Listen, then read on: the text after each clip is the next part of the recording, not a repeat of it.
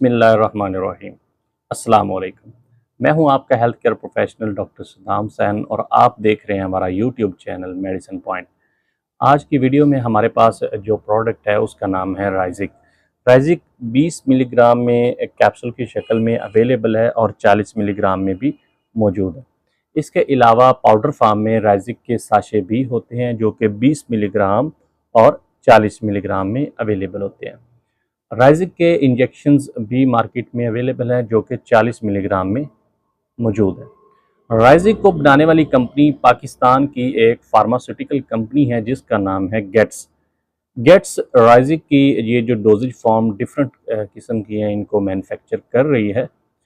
राइजिक के अगर इस्तेमाल के बारे में बात करें तो ये मैदे की एक बीमारी जिसका नाम गैस्ट्रोएसोफेगल रिफ्लक्स डिजीज़ कहते हैं, ये एक ऐसी बीमारी है जिसमें खाना मैदे से ऊपर मुंह की तरफ आना स्टार्ट कर देता है और मैदे की जलन और इरिटेशन का बायस बनता है।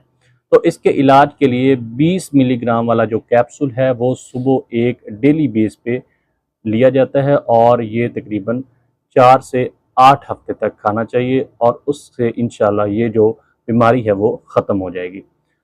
इसके अलावा एक और बीमारी है जो कि गर्ड्स अगर कन्वर्ट हो जाती है इसोफेगाइटिस में, यानी कि गर्ड के साथ साथ अगर खुराक की नाली या मैदे की सूजन हो जाती है तो फिर 20 मिलीग्राम वाला कैप्सूल 4 हफ्ते के लिए, या अगर ज़्यादा कंडीशन ख़राब हो गई है तो 40 मिलीग्राम वाला कैप्सूल 4 से 8 हफ्ते के लिए खाना चाहिए। राइजिक कैप्सूल मैदे के अल्सर और ड्यूडिनल के अल्सर के लिए इस्तेमाल होता है। ड्यूडिनल खुराक की नाली है जो मैदे से आगे स्टार्ट होती है, तो इनके ज़ख्मों के लिए इसको इस्तेमाल किया जाता है। मैदे के लिए राइजिक कैप्सूल 20 मिलीग्राम वाला 8 हफ्ते के लिए खाना चाहिए डेली एक, और 40 मिलीग्राम वाला भी इस्तेमाल किया जाता है जब कंडीशन ज़्यादा ख़राब हो जाती है। इसके अलावा अगर ड्यूडिनल का अल्सर है तो उसके लिए इसको 20 मिलीग्राम वाला कैप्सूल 4 हफ्ते के लिए खाना चाहिए।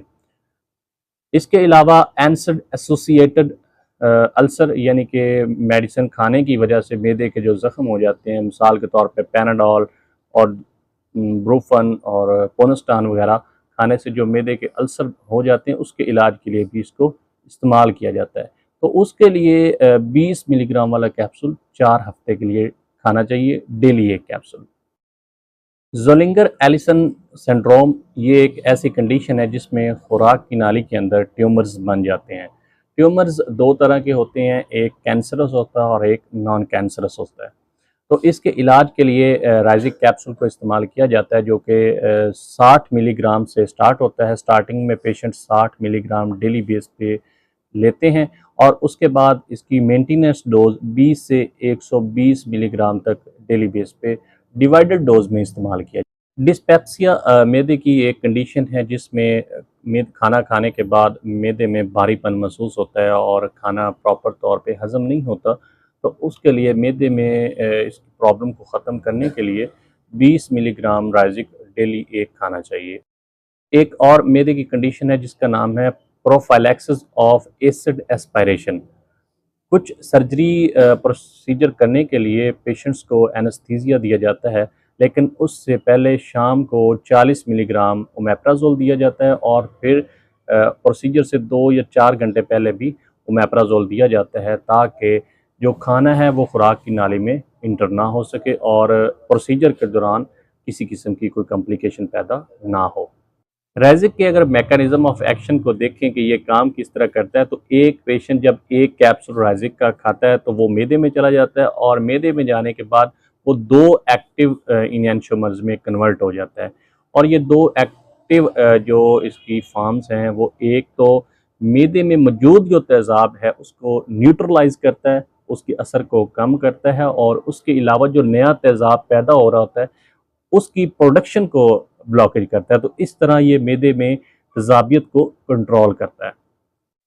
राइजिक के अगर साइड इफ़ेक्ट्स की बात करें तो इसमें हैज़ा, उल्टी, मोशन, कब्ज़, सर दर्द के साथ साथ पेट दर्द शामिल है। राइजिक कैप्सूल अगर आप खाली मैदे खाते हैं या खाने के बाद खाते हैं तो इसकी एफिकेसी में कोई फ़र्क नहीं आता, ये सेम एक जैसे ही रिज़ल्ट्स देता है। और इसके अलावा जो नर्सिंग मदर्स होती हैं जो बच्चों को दूध पिलाती हैं वो भी इसको खा सकती हैं, ये सेफ़ है उनके लिए। और प्रेगनेंसी में भी इसका कोई इशू नहीं है, ये प्रेगनेंसी में भी इस्तेमाल किया जा सकता है। ओवरडोज़ होने की शक्ल में मीन्स एक पेशेंट बहुत ज़्यादा राइज़िक कैप्सूल खा लेता है जो कि ओवरडोज़ हो जाती है, तो उसके लिए कोई एंटीडोट मौजूद नहीं है, लेकिन उसकी जो अलामतें हैं उसको कम करने के लिए जो ट्रीटमेंट प्लान है वो दिया जाता है। कोई भी मेडिसिन डॉक्टर की रिकमेंडेशन के बगैर इस्तेमाल नहीं करनी चाहिए।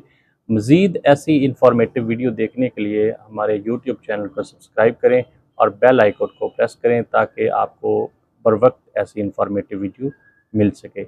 अपना और अपने प्यारों का ख्याल रखिएगा। मिलते हैं अगली वीडियो में, तब तक अल्लाह हाफ़िज़।